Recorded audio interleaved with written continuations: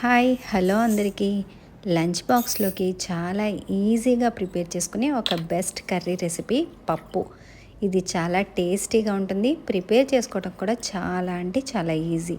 కుక్కర్లోకి ఒక కప్పు కందిపప్పుని వేసుకొని శుభ్రంగా 2-3 సార్లు వాష్ చేసుకొని పప్పు ఉడకడానికి సరిపడినన్ని నీళ్లను వేసుకొని వాటితో పాటు అర టీ స్పూను పసుపు, కట్ చేసుకున్న ఉల్లిపాయ పచ్చిమిర్చి ముక్కలు, అలాగే కట్ చేసుకున్న సొరకాయ ముక్కల్ని వేసుకోవాలి.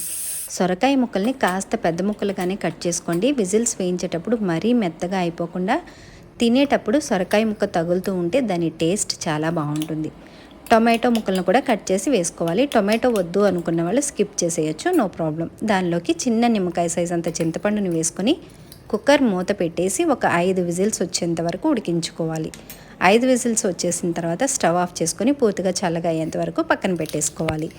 పూర్తిగా చల్లగా అయిన తర్వాత కుక్కర్ మూత తీసి రుచికి సరిపడేంత సాల్ట్ని వేసుకొని పప్పు గుత్తితో మెదపకుండా గరిటతోనే పప్పుని కాస్త మెత్తగా మెదుపుకోవాలి.